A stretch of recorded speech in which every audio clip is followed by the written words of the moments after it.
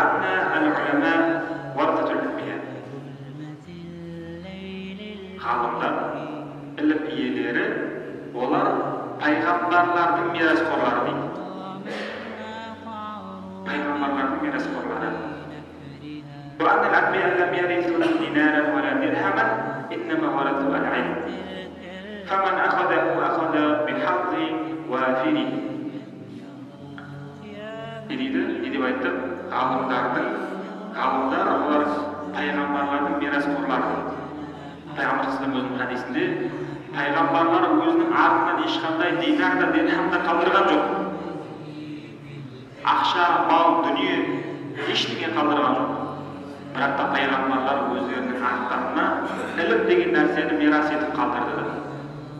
Ал енді кімдегі пайғамбардың мирасқоры болғысы келсе, онда ол ілім үйренсін дейді. Мынау мирас деген ислам шариғатында үлкен ілім бар. Мирасты өзінің ит бауырлары ғана алады. Әкесінен баласы, баласының бауырлары, немесе қызы, әйелі, ит бауыры өзіне жақын ғана адам алады. Мынау менің досым еді, бұған ислам шариғаты мирас бермейді. Ал егерде кімде-кім мынау пайғамбардың бауырындай, пайғамбардың туысындай, пайғамбардың інісіндей пайғамбармен мирасқор алғысы келетін болса, пайғамбардың мирасқоры болғысы келсе не істесін дейді ғалымдарымыз? Ілім алсын дейді. Сондықтан ілім алып біліп үйренсек, иншалла пайғамбарлардың